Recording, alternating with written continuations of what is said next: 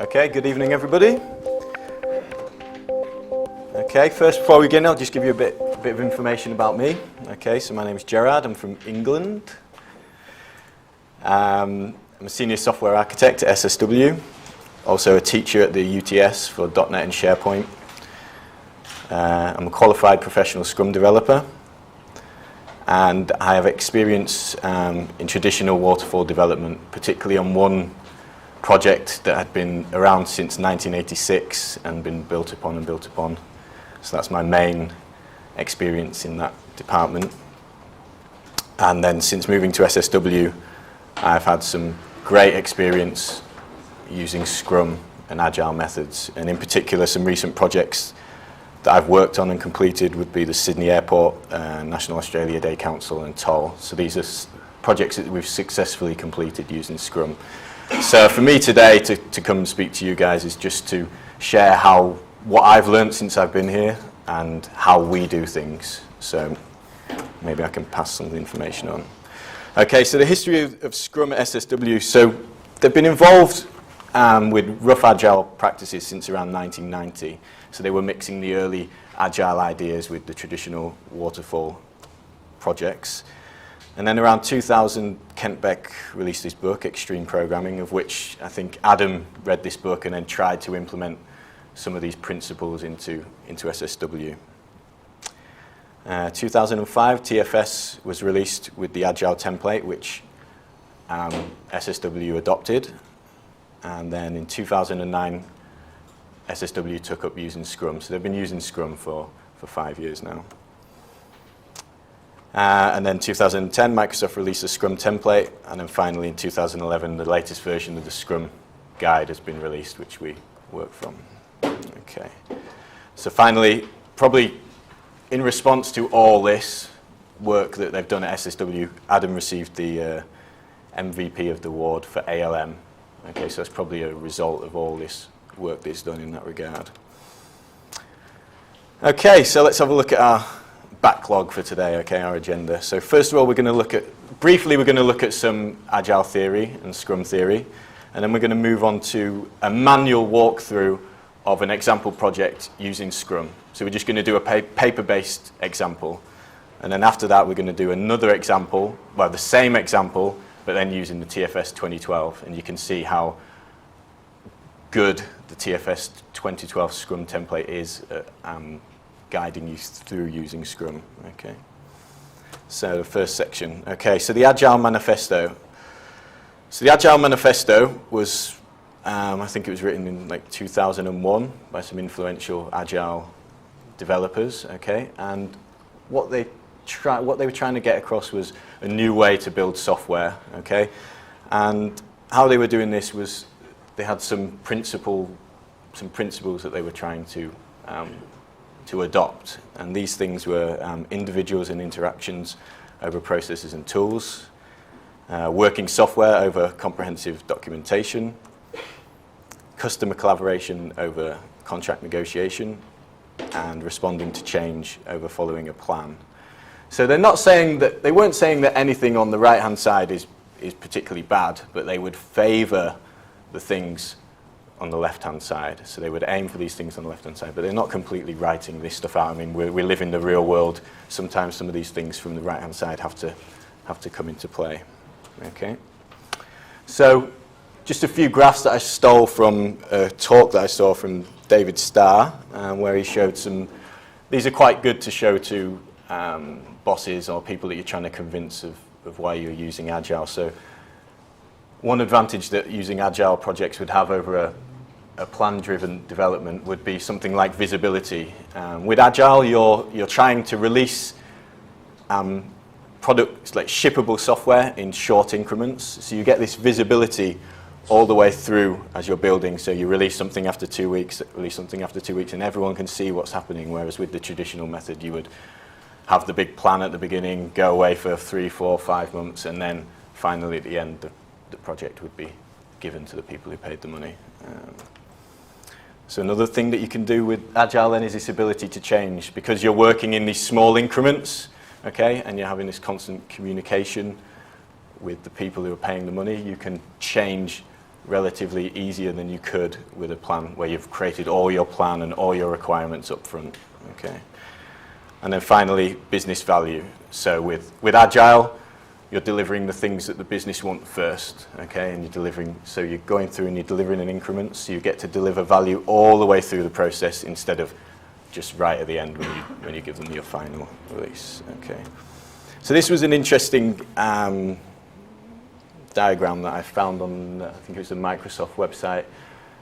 And this for me captures one of the essences of when you're doing Agile, in the fact that with the traditional method in the past, so in this example here, we're building a man, okay? It could be a software product, but you build the components separately, okay, like this along, and then somewhere near the end of the project, you start to put them all together, and you turn it on, you do all your testing, or you show it to the person who's paid the bills, and then who knows what could happen. You could get this Frankenstein monster at the end. So the way that we're trying to go with Agile is this sort of growing a product where as soon as possible we try and get something built that you can show to the people who are paying the money. Okay, you can say, right here, we'll just make a small piece of functionality and then we'll work from that. So in this example here, they start off with the baby and then it turns into the toddler and then you go into the adult like this. Okay, so saying all that then, so that's where we're coming from with the Agile principles. How we get to Scrum then is Scrum is kind of like is a guide or a framework to help you implement those processes. So can we stop here? Is anybody using Scrum at the moment? Can we have a hands up who's using Scrum? Okay, so that's about 50%. And hands up anybody who's read the Scrum guide if you're not using Scrum. Okay, so that's about 50-50 then. Okay, so this first part of the presentation will be useful to everyone who's not done Scrum before, and people who have done Scrum, hopefully you can get some of the ways we do things at SSW and hopefully pick up some tips. So if anyone has anything that they want to shout out while I'm talking, maybe you do something differently, maybe you've got a better way of doing something than what I say, then shout out and we'll let everyone learn, okay? So the Scrum Guide is a framework to help you adopt these Agile principles, and I saw a talk from Richard Hunthausen, and he compared the Scrum Guide to this thing called the P90X. Hands up anyone who's heard of the P90X? Okay, yeah, so I've never heard of it until I saw this talk, and then I went onto the internet and read about it. So basically it's this product that you can buy from America, and all these nutritionists and sports scientists have got together and created this plan. And it basically says, over 90 days, day 1, you do these exercises, you eat this food, you do this, you do that. Day 2, you do this, you do that. At the end of 90 days, you get a better body or a healthier body, okay? So for me, I think the Scrum Guide is kind of like that for Agile. You follow the Scrum Guide and you follow these processes and you follow, you do this here. It will help you create increments of software and hopefully help you create better software. And the other thing that I like about this analogy is that when you, like with P90X, if you were a sports science expert or a nutritionist expert, when it says to you on day 5, eat an egg for breakfast, if you understand what's going on behind the scenes, you can make the decision to not eat an egg and to have a protein shake instead or something like that. And I think that Scrum's like that, where once you understand what's going on, what it's trying to get you to do, you can change the process. But for me, if you're starting out with Scrum or something, it's probably best for you to just follow the plan until you understand what's really going on. Okay? So, Scrum fundamentals, we'll go through these first. So Scrum's very easy to learn because there are only a handful of things that you need to know in order to use Scrum. So it's very easy to learn but hard to master. So all you need to know are 3 roles, 3 artifacts, and 5 events. Once you master these and how they all fit together, you pretty much understand Scrum. And then you're just in the process of learning to master Scrum and use it in, day out, okay? So let's just go through a few of these, okay? So first of all, we have the product owner, okay? So this is the person who is representing the vision okay, of the product. Okay? Normally it's the person paying the bills, but not necessarily. It could be a person that's representing a consortium or a group of people. Okay? And they will describe, they're responsible for the what. They're responsible for what you're going to build. We have the Scrum Master. This is the person who's responsible for making sure the process runs smoothly. Okay? Doesn't have to be a developer on the team, and it's probably best that it isn't a developer on the team. It's probably best that it's somebody outside of the team. I've had situations where I've actually been the Scrum Master on a project, okay? And when you're inside the project and working on it, sometimes it's difficult to take a step back and have an objective view on the whole process. So for me, it's better if the Scrum Master is outside of the development team, okay? And this person will guide the process, make sure you're doing Scrum right, make sure everybody's following the rules and not breaking these rules, okay? And then lastly, we have the development team. So in Scrum, they treat everybody the same. So in this diagram here, I stole this from another thing. We have a designer, a developer, and a tester, if you can work those out. And in Scrum, they're all treated the same.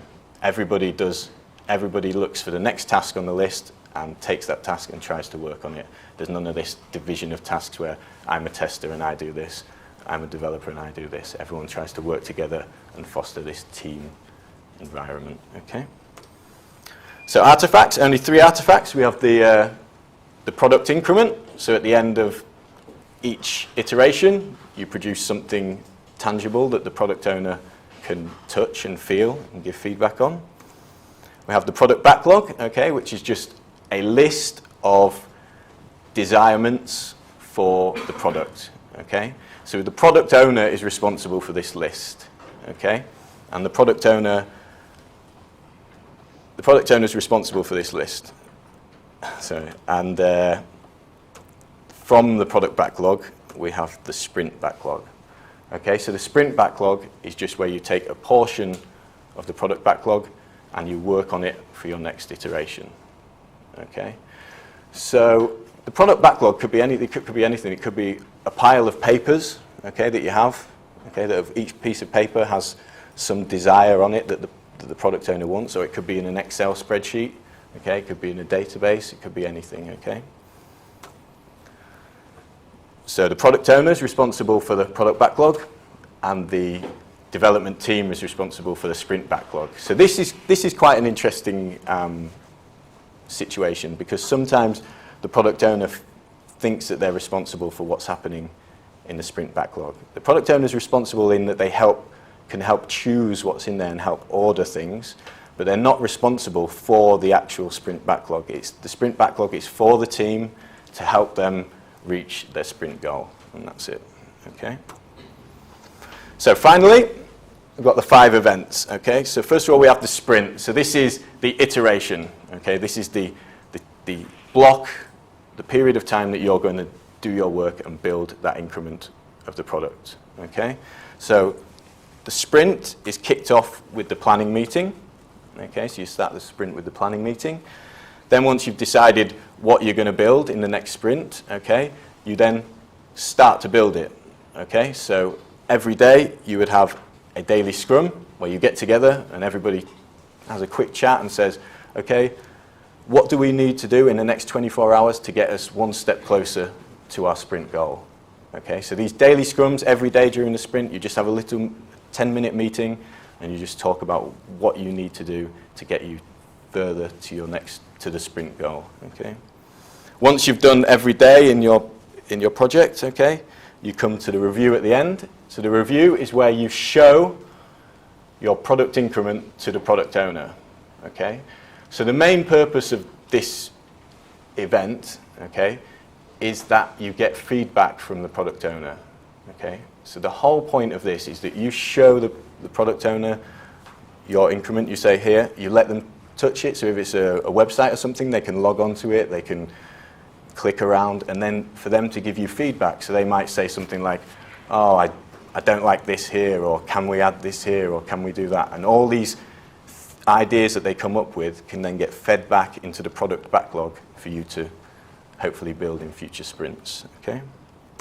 And then finally, once we've finished the review, everybody gets together and we have this thing called the retrospective, where it's the opportunity for the whole team to inspect and adapt the process. Okay, so it's where everyone gets together and talks about what went well and what didn't go so well, and tries to improve for the next sprint. Okay, so a good representation of what I've just been talking about is the SSW 8 Steps to Scrum guide. Okay, so what I'm going to, this is slightly different to what I said in the fact that it has this section at the beginning which is the pre-game. Okay, so this is the stuff that happens before you go into this process of the sprint planning, the sprint and everything like that. So this is your initial meeting and your backlog construction. So what I'm going to do now, okay, is I'm going to walk through that process, okay, in a manual, using manual techniques, okay, with a small project, okay, so that when we come to the TFS 2012 demo, you'll understand what I'm doing, okay? So, first section, initial meeting, okay, the pre-game. So, SSW, okay, this is from SSW's point of view. The initial meeting, someone will get a recommendation for us, okay, or maybe they might have found us on Google, and they'll ring up Yuli, and they'll come in for initial meeting, okay? And this initial meeting is just for us to get the initial idea about the project and maybe get a few requirements and listen to what it is that they want. Okay, so for you, if you're not a consultancy, maybe this initial meeting might be when your boss comes to your office and says, I've got this idea for a new project. Okay, so that would be your initial meeting. So in this situation, my friend the Queen walked into SSW, okay, and Harry had given her an iPhone 5, okay, for her birthday. And what she wanted, okay, was she wanted an app, okay? And this app, she wanted to monitor her wealth, okay? That's what she wanted to do. So anybody got any idea what her role would be in this situation? The product owner. So yeah, so she'd be the product owner. So hands up who thinks she'd be a good product owner. She knows her needs extremely well. Say that, she leads extremely well? She knows her needs extremely well. She knows her needs extremely well, yeah? Most product owners were princesses. Most product owners are princesses. That's true. So Yuli, why do you think she'd be a good product owner? Well, she knows what she wants. She knows what she wants? Okay, yeah, good, okay. Anybody, hands up who thinks should be a bad product owner? Nobody. Okay, Adam, why would you think that? A product owner that's a bit technical. You want one that's technical, okay? A little bit technical, okay. Well, she might be technical, you don't know.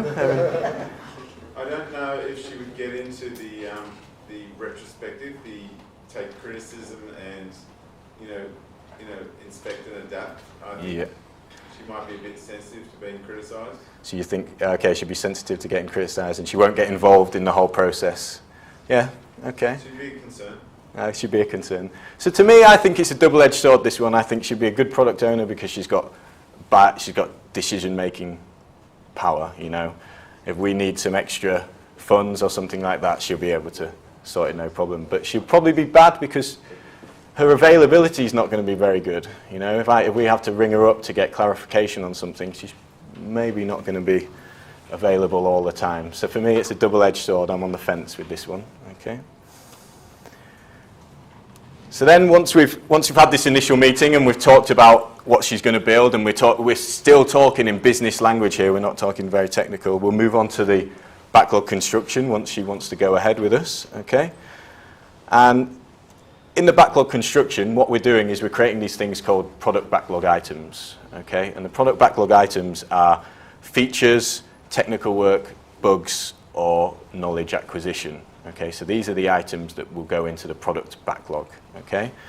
And each PBI needs to only have a description, okay, a priority, and an estimate. They're the only three things that it needs. So on this next page, we've got examples here of what you could use in a manual process, okay? So when the Queen came, she opened a briefcase and she had all these pieces of paper that she'd had from previous consultants who had done their requirements capturing for her. So she had things like use case, user story here, you know, as an administrator, I want to download, blah, blah, blah. We've actually got a screen mock, okay, so a hand-drawn screen mock where somebody's drawn out what the wealth monitor page might look like, okay. We've even got a storyboard at the bottom. So PBIs can be anything as long as they represent the business needs of the product owner, okay? So one thing that I would do here that's really important for me is, as you're creating this backlog and as you're creating these product backlog items, is every time you have a question about something, so you say to the Queen, you say, this date up here, how do you want this formatted, okay? And then she says, I want it in the British format, of course, yeah? I'd flip the piece of paper over and write on the back, you know, acceptance criteria. You know, date must be formatted like this. So every time you ask a question about what you're building and they give you a response, make a note of it, because this becomes your acceptance criteria, so you know when you've finished. When you finish it, you know that she's going to be happy because it's going to meet her needs. Okay? So in the example that we're going to give now, we focused on the screen mock that she gave us. So in this screen mock, she's got a balance summary at the top, a graph, some incoming details, and some outgoing details. We also added a couple of technical PBIs. So we're saying, okay, if we're going to build this, we need to set up a production server, we need to set up a staging server. Okay? So one thing that I would probably do if I was in this situation now, and from my experience at SSW, is that screen to me might be too big. Okay, it might be too big to do in one sprint. So I would probably break it down into sections, okay, and make small sections that you can actually work on. Because, for this reason, because when I build it and I give her the product increment, it needs to be working all the way through the stack. So we need to be working from the UI right the way through to the database. Because at the end of the sprint, I want to give her a working increment. So I would rather give her a working increment of the small section at the top, okay, just the balance, than give her nothing or a UI with only half the items on there, okay. I'd prefer to give her a small chunk of work that works all the way through, okay. That's the way I prefer to work. So then what we'll do is, once we've broken these items down, is we'll then give some estimates, okay. So the estimates are, I prefer at this stage, we're not talking tasks at this stage, we're just talking general product backlog items, okay? And in this situation, I would just use comparative estimates, okay? So I would just say, for example, that the summary screen is half as difficult, okay? Half as difficult as the graph, okay? The incoming details is 3 times as difficult as the wealth summary screen, the balance summary. Okay, so we're just talking in this relative terms. Okay, and the reason why we're doing this is that we can give her some type of value. Okay, that she can then do something along these lines. Okay, now that she knows that the balance is relatively small compared to the graph, she can then put these in an order. Okay, so for example, she might, once she knows that this graph is going to take twice as long as the balance summary, she might be like, you know what, I'm not really that interested in the graph. When I did the screen mock, the designer really, like, he put that there and it looked nice, but you know what, I'm not really that interested in it. And if it's going to take you twice as long to do that, we'll put it to the end. Okay, so this gives her the opportunity to move these items around, okay, and she can choose the ones that she wants us to build first. Okay, so once we have an ordered backlog, okay, we can then move into the start of the game, as it were. Okay, so now we can move into the actual sprint. So, Gerard, can I ask a question? Yeah, go on. What happens if you have a dependency in there and she thinks something's not important that you actually have to do? I'm going to talk about that now. This is where we're going to go into that now. Okay, so the sprint contains the sprint planning, daily scrum, sprint review, and the retro. So we'll move first on to the sprint planning, okay?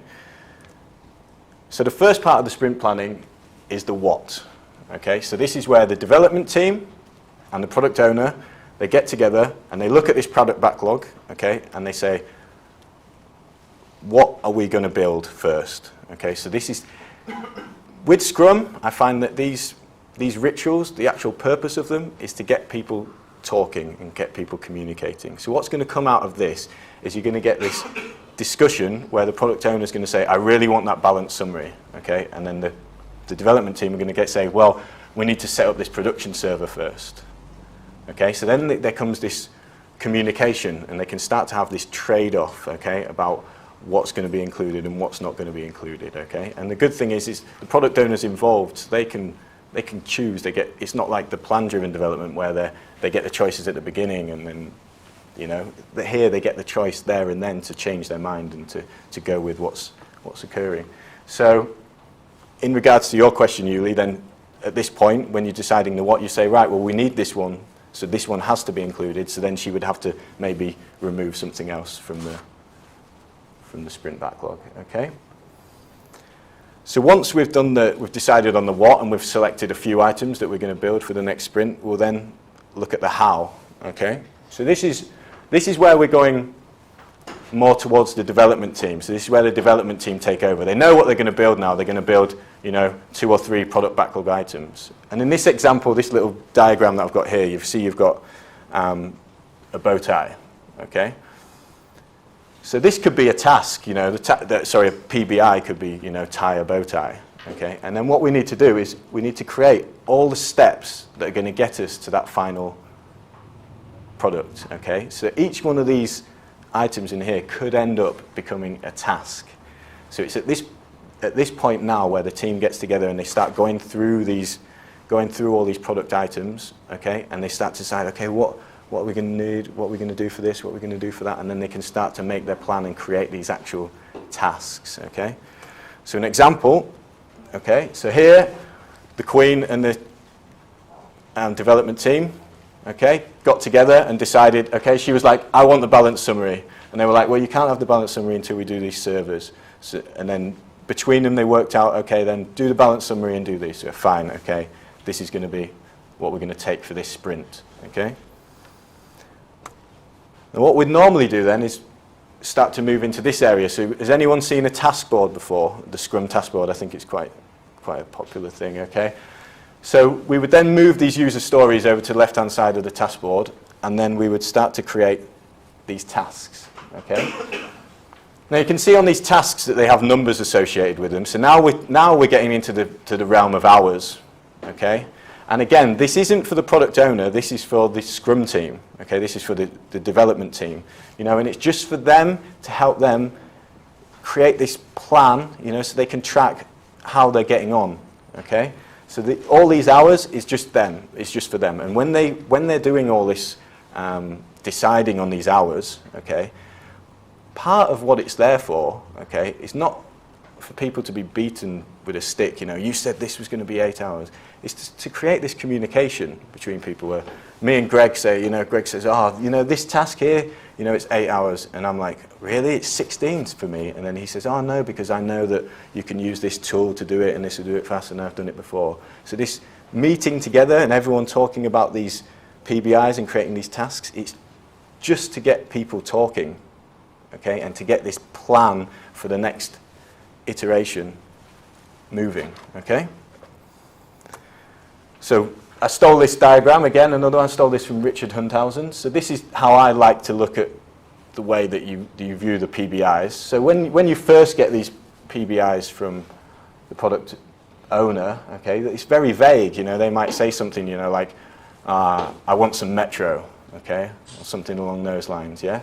And then it's only as you start to investigate these PBIs and start to talk more about them that you can start to focus them down and estimate them better, and then until eventually you create these tasks within the sprint, okay?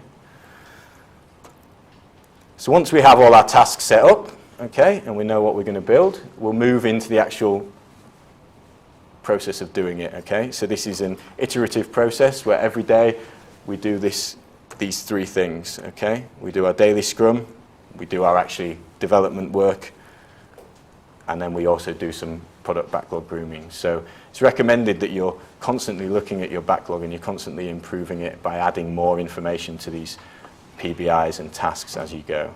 Okay. So here's an example of when we start to move into the project. Okay, we can see we've done a few things. You know, we're halfway through. We've done a few things. The hours come down to 0. Okay, we might reevaluate these tasks in the middle. Okay, this task at the partial view could have been it could have been a 2, and all of a sudden you start to look at it and you're like, oh my God, this is more difficult than I thought. So I'm going to have to increase these hours to 4, because this is only for the development team. It's only for you guys to have an idea of how you're going in your sprint, okay? And then from this information, you can, if you want, it's not in the Scrum Guide, but you can create documents like this, which is the burn down. Well, all you do is you total up the hours that you have of your tasks in the task board, okay? Each day as you go. So you can see here on Monday, we had 25 hours to go. It got to Tuesday, and it went up. And that's probably because everybody looked at the tasks, and the day before they'd estimated 4 for this task, and all of a sudden they're like, you know, it's going to take longer than that, and they might have increased the time, so your time goes up. And then when they come to the next day, they knock a few tasks down, and it starts to go down. So all this graph is for the team to see, are we going to make it to our goal? Because if it came and it kept going up and up and up and up, it would indicate that something's wrong. So it's just an early indication for you to maybe contact the product owner, you know, say, you know, maybe we've taken on too much this sprint, we might not be able to deliver everything. Is there any chance we could take a few things off? Okay, or just give them prior warning that something's going on, okay? It's just like an early warning system for me. So then once we've gone round and we've built our increments, okay, we'll move on to the sprint review, okay? So the purpose of the sprint review is not that you walk into the sprint review with the product and it's all and everyone starts cheering and everything like that. It's just for you to demonstrate the product, okay? And I'm not talking PowerPoint slides or anything like that. Actually demonstrate the real product. Like, I think the other day we had one, didn't we, where I showed you the new Time Pro China, and I just let Adam go to an address, and he just played around with this new website for China that I'd set up, and he started giving feedback. He was saying, you know, like, oh, I don't like that, or I like this, or I like that. And every time he said something like that, we added a new product backlog item, okay? You know, we just recorded it. And we recorded it just very simply, you know, in the same language that he used, because we knew that they were going to be vague product backlog items. You know, we later on in future sprints and future meetings, we would start to look at these items and we would start to get more detail out of them. It may be that while he was doing it and he had this idea, he says, oh, you know, I want more Metro on this screen. And then maybe 2 sprints time when we come to look at that, he's like, oh, I don't know what I was thinking about. No one uses Metro anymore. Okay, so this ability for him to change his mind and to reorder everything in that product backlog is really, really powerful in this process.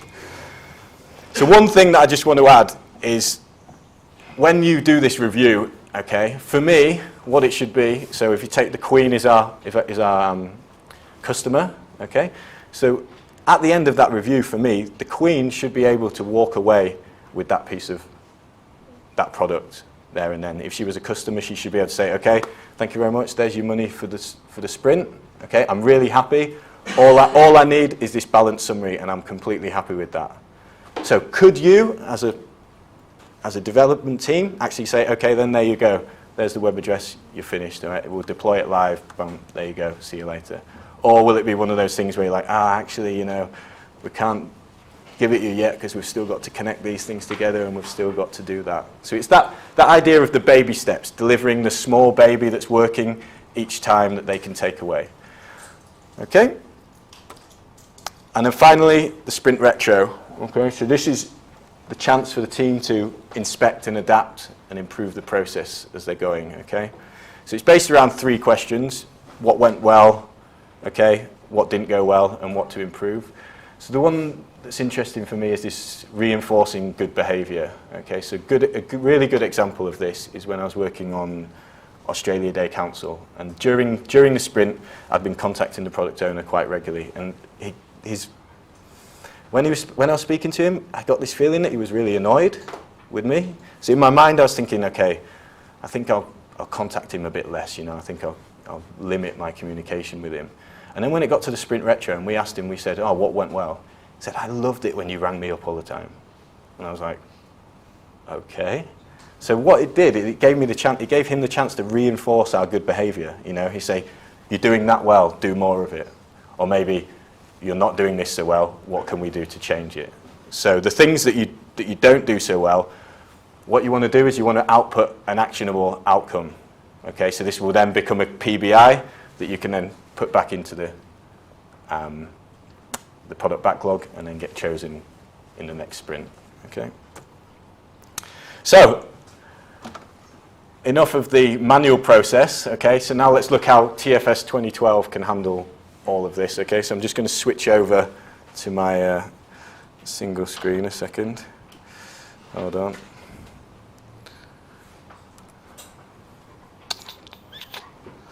Okay.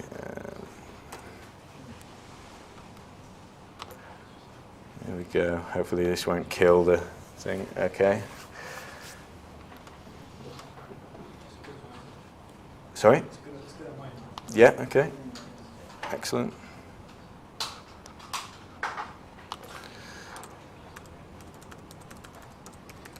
Okay, so we'll just walk through the same process. So it's exactly the same tasks, exactly the same process, but we'll just use TFS 2012 instead of pieces of paper.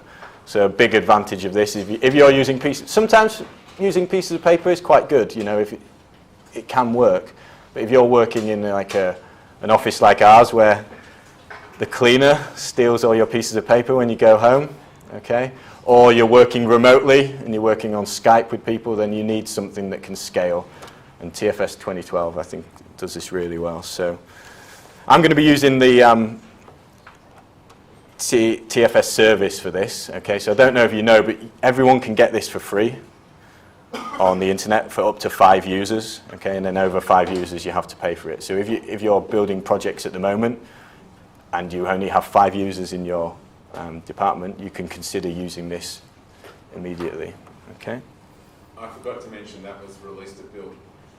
This was released at Build, was it? Okay. So they've changed the web address. It was TFS Preview, now it's tfsvisualstudio.com. So I've signed up before, okay, and they've given me my nice new URL, gerard.visualstudio.com. Get these notes. Okay, so all you need to do is create a new project. Okay, so just a word of warning when you choose the name. Okay, it's probably best that you don't use spaces because you then get a nasty URL with the %2 in the URL. Where if you keep it all one word, you can have a nice clean URL that maybe if you're interested in those sorts of things.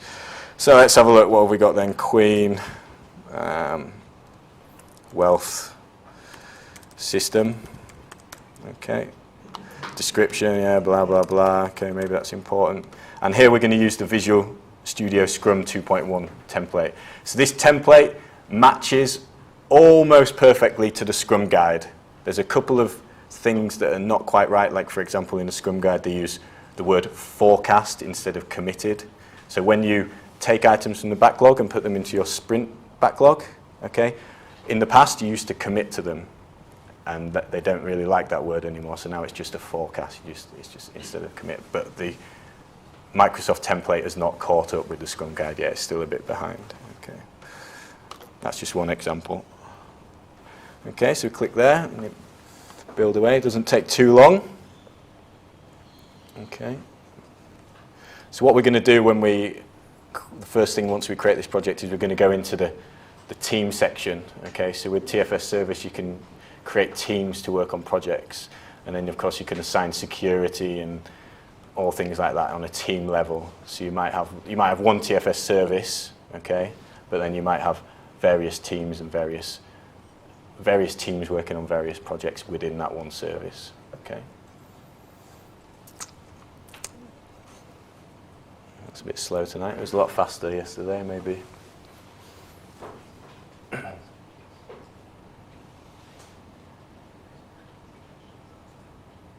Okay, there we go. Your project is created and your team is going to love this. Okay, great. So when you go to the project, you're immediately presented with this dashboard, right? Okay. So we'll come back to this dashboard in a moment, but first we'll go through the actual creating the product backlog first, and then we'll come back and see how this screen updates with all that information. So go to these activities on the side, and you can go to the backlog, and you can see here that it's empty. So what we can do, it's interesting to note, do you see, you can't see it now, but I'll show you in a sec. So what you can do is you can quickly enter product backlogged items like this. Now we use this live with the product owners, and the response is really good. They're quite happy to use this sort of thing. It's very, does that look weird on everyone's screen? Oh, there should be some grey boxes around this. It's completely washed out. Is it a projector? Oh, okay. Right, it looks better than this, I promise. Okay. So product owners are very happy to sit with you, okay, while you key in things like this. You know, you can use this as your notepad to record it. You could record everything by, you know, pen and paper and then put it in afterwards, but this is quite a smooth process to do. So first thing you might do, okay, we'll add in the balance summary, okay. Then we add in the, what was it, the incoming details. What was the other thing we had? Then we had the outgoing details, okay. Then we had the graph, okay. So we can add those things relatively easily. If you see along the top, you've got this bar you see that green bar that's going across the top? That's TFS service telling you that it's doing something. So sometimes you get confused and you don't know whether things have saved or whether it's still processing. That's what you need to look out for, okay. So what you can then do is you can then drill into these items and give them more information, okay. So we can add things like, we can change the state, okay. So we can go from new to approved to committed to done. So this state where you have this new and committed, this is quite useful because when you're in that sprint review and the product owner is giving you feedback and they give you all this feedback and you're recording all these new product items, only some of them might make it through to approved product backlog items because maybe, you know, there was somebody in the meeting who just had this crazy idea, okay? It is possible for you to go through this process of, once you've recorded them, go through and then actually approve them, work out which ones you want to move into making the product, okay? Another thing that we have here is we have the effort, okay? So this is just an integer value, okay? Just put a number in here, okay? So let's give one here. What was it? The balance summary, that was a 5. You can see that it gives this strange backlog priority here, okay? Now, ignore that for the moment because I'll show you why that's not important for us in this project, okay? We have description, okay? So this bit's great because it's rich text, okay? You can add in all your links and everything, but you can also add in pictures. So in our example, okay, I think that we had the screen mock, okay?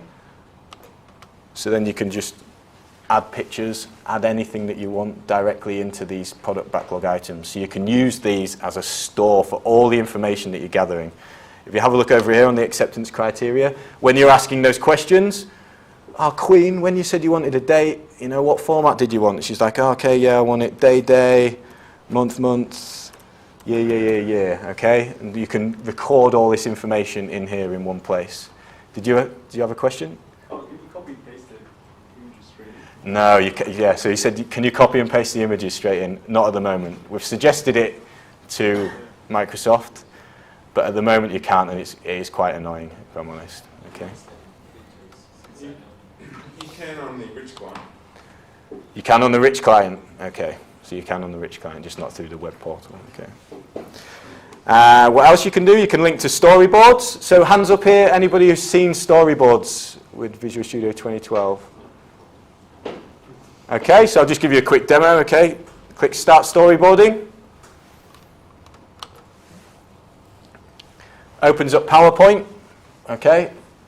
And you have access to these shapes and storyboard shapes down the side. So you have things like the desktop taskbar, okay, start menu, you know, all the buttons, checkboxes and everything. So you can build up screen mocks on the fly. So while you're there with the client, you can just fire this up, okay, and you can sit down with them and be like, okay, do this, this, and this.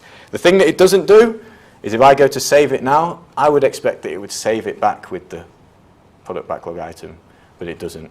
You'd have to save it somewhere and then like on a file share or a SkyDrive or something like that, okay, and then copy that URL into the PBI, okay. Okay, so what else? Okay, so you can attach test cases. Tasks we'll look at shortly. This is pretty cool, okay, history. So as maybe there's some history behind this product backlog item as you go in. Maybe you might say something like, you know, I don't know, Prince Albert had this opinion or somebody else changed their mind. Any history regarding it, so we put in anything, you know, like blah, blah, blah. When you save it, okay, at the bottom, you get this discussion, okay, with the picture of the person who left the comment. So that can be quite good if you want to record sort of, because a product backlog item might be about for 2 or 3 months maybe, depending on your project, you know.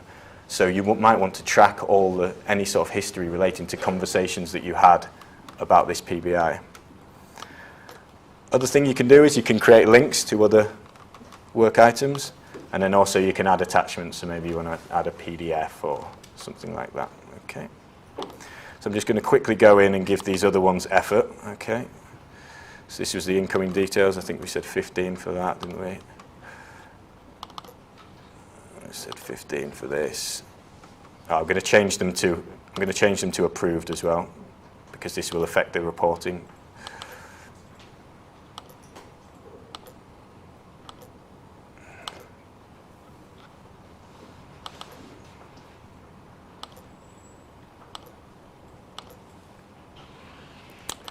And then this one was a 10, okay.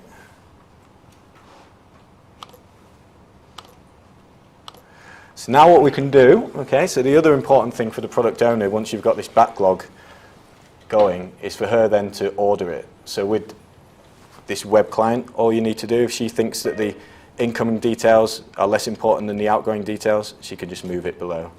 Automatically it tracks all this. So that's when you saw that weird figure in the backlog priority, okay, it's because it was TFS working out its own order. You could, I think, change this to 1 and it would move it to the top of the list. You'd have to refresh it, I think. Refresh, and there we go. Okay. So, one thing that I want to show you as well is, I like with the task where we had this screen mock and I broke it down into sections, okay?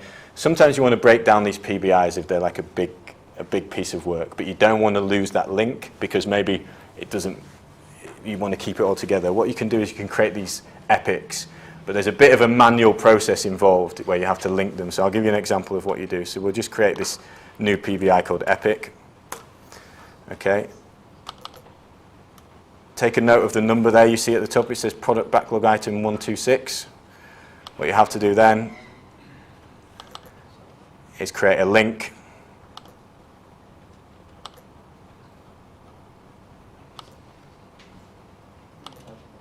Was it 126? Was it? Yeah, it gives you. It's quite good in the fact that it resolves the name there. Save and close. Refresh. And we can now see that it's attached to this one. So this now, if we had some effort in there, I'll add some effort in. This gets grayed out because it's no longer used. Okay, it uses the effort of all the sub-child tasks. Okay, that effort and that doesn't get used in any of the reporting. Okay, so we've got our product backlog. The Queen's ordered it in the order that she wants it to be built. Okay, so now we can move into the sprint planning. Okay, so while we're having the sprint planning, before we start the sprint planning, we need to set up the sprint. Okay, so we go into the settings menu, which is at the top right, this little cog, and it always opens a new window. Okay. And here we can see the sort of mismatch between TFS and the template. So we're talking sprints now, but TFS, it still talks iterations in this regard. So this is one of those things where you can see the mapping of Scrum to TFS going on, okay? So what we might do these tick boxes here, that means that they will no longer get displayed on that main screen. Okay, so you can make your main screen a bit less cluttered, and then you can set your dates for the sprint. So I'm going to purposely set this a day before so we can get the burn down chart working. Okay, and then we'll say, okay, we're going to go from the 20th to, I don't know, we'll have the 28th, the 27th, the week sprint. Okay, save and close. Go back to the main screen, and then if we refresh, okay, we can see now that that's just reduced it to this one sprint here. Okay, and we go into the sprint. And the first thing that I would do before you start doing anything is to just set up your capacity. Okay, so what you're going to do here is you're going to add the people who are working on the team. So this sprint, I think it's going to be, okay, so this, I need to do this outside first. Okay, so at the moment there's only me set up in this team because I haven't done it yet. So I need to go into the settings again. Okay, go to, you see we have the team name here. Okay, we could set up a picture if we want. Go into the team, and we can then add a user into the team. Okay, so let's have a look. We've got Adam Kogan. Okay, get him in there. And then when we refresh the capacity,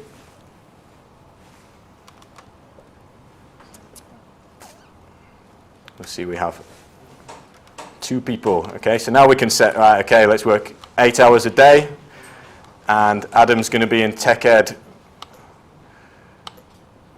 on the 22nd to the 25th. Okay, so it will automatically work out the number of hours that you have left. So this is quite a good tool. That, it doesn't really display very well, but in here you have all these boxes, okay, that are showing you your capacity for the sprint. Okay, now this is important when you come to the, oh, hold on, I need to save this.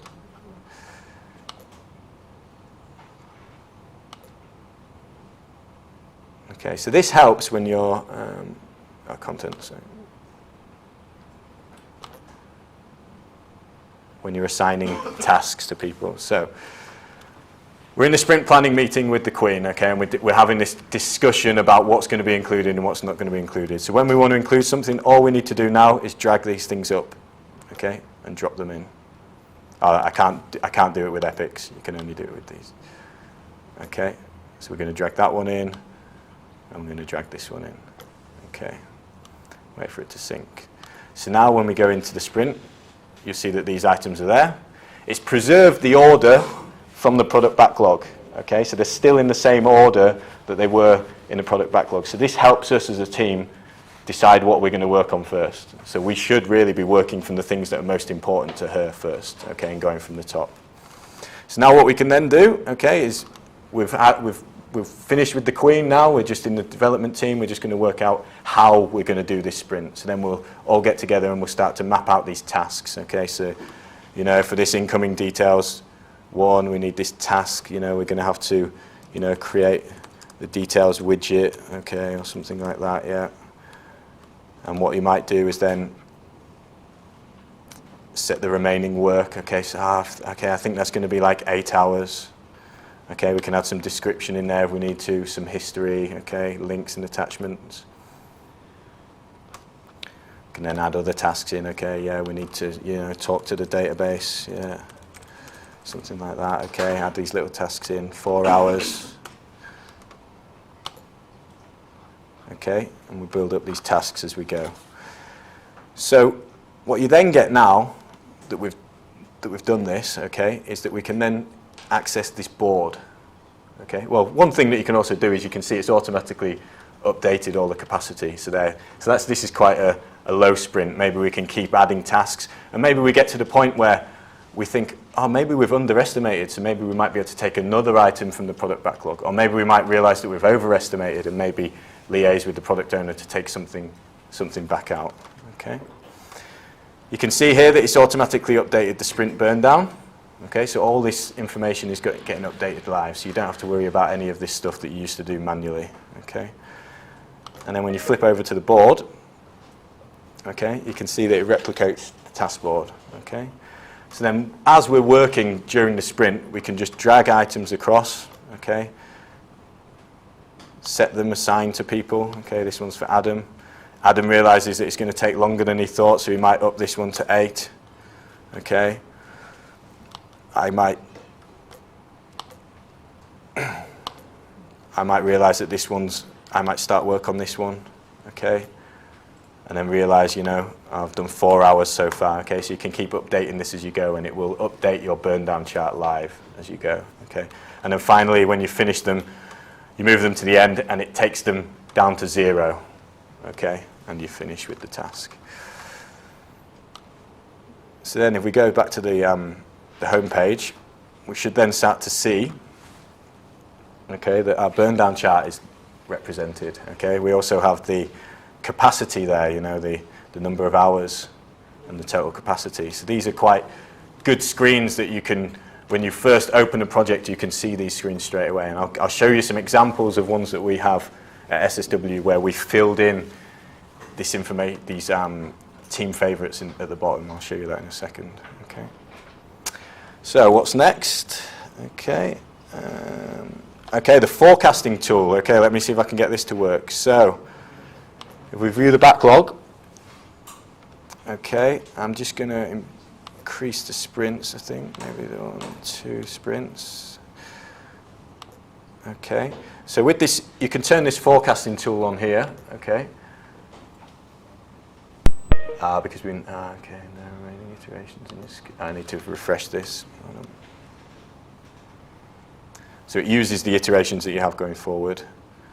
There we go, so now it's forecasting, so it's saying, okay, based on a velocity of 10, okay, you can include these backlog items in this sprint, and it will divvy up all the items that you have based on the effort that you've put in. So I don't know if I wouldn't, you know, use this tool religiously, but maybe as you're progressing and you start to get better, more trust in your estimates and more trust in your velocity, you know, when you're working in a well-functioning team, then this tool might serve some purpose to sort of give you an indication of what things are going to get released with what sprint. Okay.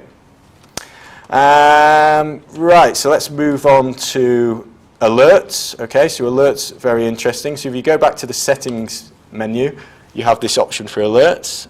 Okay. So the TFS web access gives you this nice, simple tool to create alerts for your team. Okay, based on your team. So for example, you might create an alert when a build fails, or when a file is checked in under certain paths. So this is a nice little tool to let you construct quite modularly alerts for your team, okay, and for that project. So it's a very, very useful tool, okay. Another thing that's very interesting for me, okay,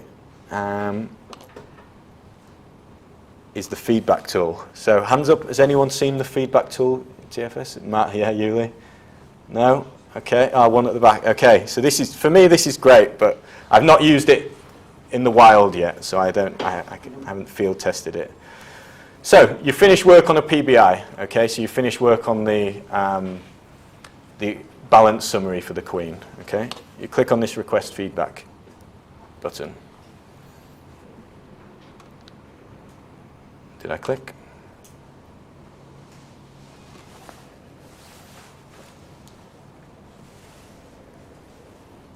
Okay, so put the email in of the person that you want the feedback from. So I'm just going to send it to myself. Okay, it can be more than one. Okay, it could be a group or something. Then you put the application, the remote machine, or the client application that you want them to use. So for example, it might be, you know, www.wealth.co.uk. Okay, and then be like, "Hi, Your Majesty. Yeah. Okay, can you test the new wealth page? Okay. Please." Okay, and then underneath, then you could maybe put tasks in there that you want feedback on. So okay, so task 1, date. Okay, is the date formatted correctly? Yeah.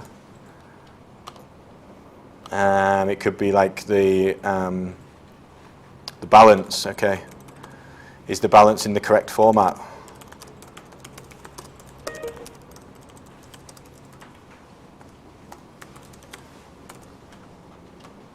Okay. Send that off. And then in my emails, okay. Megan's watching live stream on the bus. Okay, very good. So let's just refresh this. Okay. So what this is going to do, okay, this is going to send us an email, okay, and inside this email there's going to be a link, okay, that's going to launch a tool.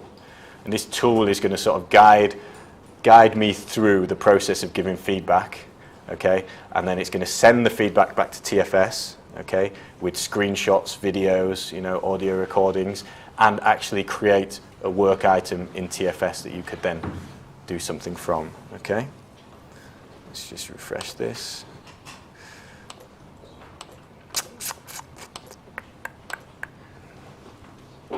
Here we go, okay.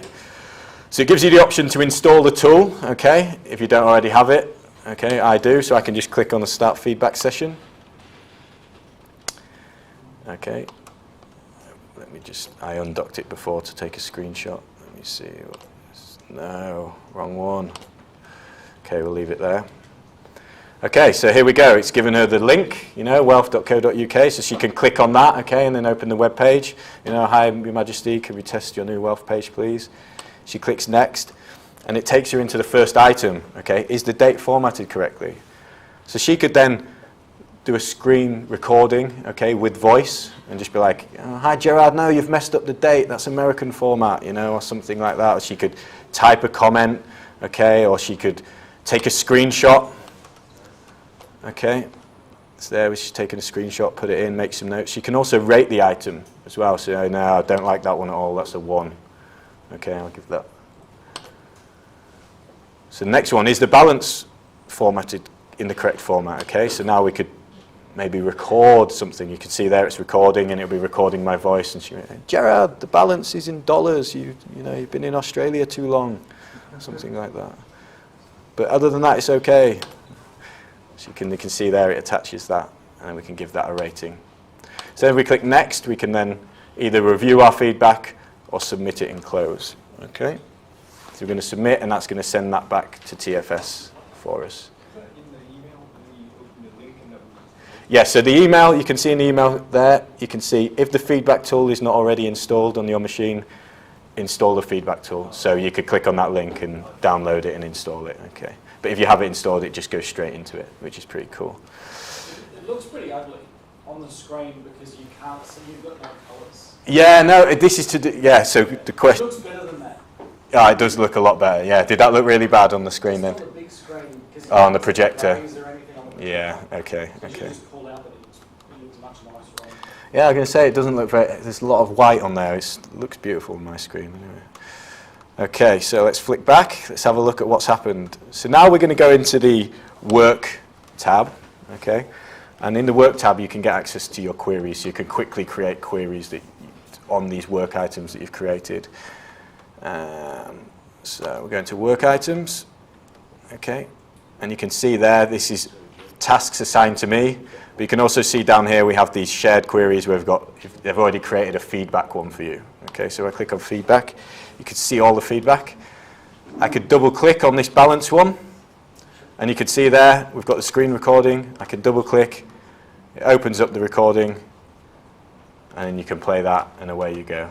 So this is quite good. So Adam made a good comment, Adam, with this tool, that it doesn't have the IntelliTrace like on, what's the name of the product that you prefer? Oh, Test Manager, yeah. So Test Manager, you get, it's a full thing for a tester. Yeah. So even though this tool seems cool, you know, it's really only for stakeholders because you don't get the totally rich bug reporting with the iTrace file. And what product's that with? That's with Test Manager. So with Test Manager, you can get a more advanced version of this where it will actually takes like an IntelliTrace dump of what's happening, so maybe you can get to the bottom of bugs using tools like this. So this is more based at the product owner, the stakeholder sort of level. Okay. So what you can also do then is, show you, you can drag these queries, okay, so you can drag these into the team favorites, okay, and then anything that gets put into the team favorites will then appear on the front screen. And you can see here we have this feedback square now. So you can create all these squares where you can have these links to queries, or also links to builds within your project. So that I could just come in here, click on this feedback, I could see that there's 2, and I go straight into the query, and then I can start to work straight from that. Okay, so this is all available to you now if you sign up, and your team is less than 5 users. You can get working straight away. Okay, so that's pretty much it. I wanted to show you as well some examples from that we've been using. Okay.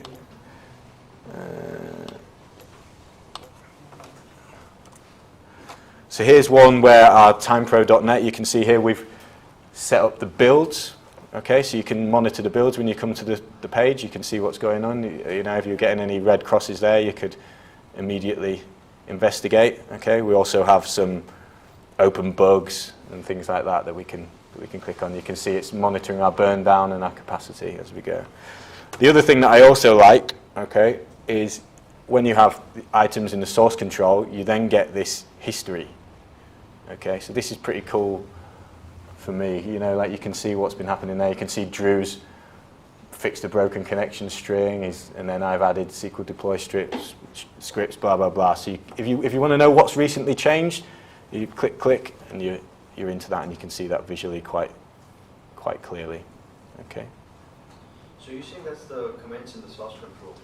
Sorry? Are those comments in the source Yeah, control? sorry, yeah. So these are comments in the source control. That's How right. do you connect the cloud version, like the web version, to your internal source control? How do you do that? No, you use the source control that they provide, so that you get source control there. So, okay, I'll show you. So you have a look on here. We've got this link source. Okay. So you have to use the online source I'm control. not 100% sure. I think that you do. I've only used it with the online source control, because if you have the on-premise version, you can get this anyway with your on-premise one. What was the question? Oh, sorry. Repeat. So the question was, do you have to use the online source control with the TFS service? Can you use the online disk system with the in-house source control? So if you could, but you would lose the integration. So the integration of the check-in policies with work items, you theoretically could. It would be illogical. Yeah, it'd be illogical to join them together. So you get this full functionality. If you're running in-house TFS 2012, you get this whole portal. You get all this functionality built into the on-premise one. Yeah. So okay. So you get it on the cloud one. So at SSW we have an on-premise version of TFS 2012, and you get all this functionality as well. So if you had a TFS in-house, then you would just use the web portal for that. You wouldn't connect it. I doubt you would connect the TFS on-premise to this version. So the on-premise TFS actually has this Source control? Agile stuff built into It does, yes. Yeah, you get all this. Yeah, so to repeat the question, yeah, so the on-premise version has all this web front end and Scrum stuff built in. To clarify, at SSW, the guys can choose in the cloud or they can choose on-premise here. I like them to choose here, but most of them choose outside. They go for the web stuff, and they go for that because you get the elastic build and you get it's slightly newer. When this update comes next week or so, then we'll be back on track and we'll be even again. But they have some nice new features. So you'll notice the cloud always gets the new features first. People will want that. Yeah, so when you're using the cloud, sometimes you'll notice that features will pop up. You're like, oh, that wasn't there yesterday, because they're constantly releasing to that version. So the on-premise one is slightly behind. Okay. If you choose to use the cloud version, do you still test the tool that you showed with the link in the email? Yeah, well, this is the cloud version that we're using now. If you're not using it, you choose to Okay, so I'll repeat the question. So, does the on-premise version support the feedback tool? Okay, I don't know. The question, yes it does. Okay. So, let's move on then. Okay, so in summary, okay, so first of all, we looked at Agile in general, and we were looking at the principles of Agile and how Scrum relates to those principles and how it's just a framework to help you implement those principles in your development cycle. Then we looked at the manual walkthrough of the example, and you could see how easy it is to use Scrum, okay, and we even did it on pen and paper. And then finally, we just looked at how you can do the same process but using TFS, which for me makes everything a lot smoother, okay. There's some links on here. I'll make these slides available, okay, so if you want to follow me on Twitter, okay, or send me an email, I can make these slides available to you, okay. And if anybody has any questions relating to Scrum, we can talk in the pub afterwards, or you can send me a Twitter comment and we'll carry on the conversation, okay. Thank you.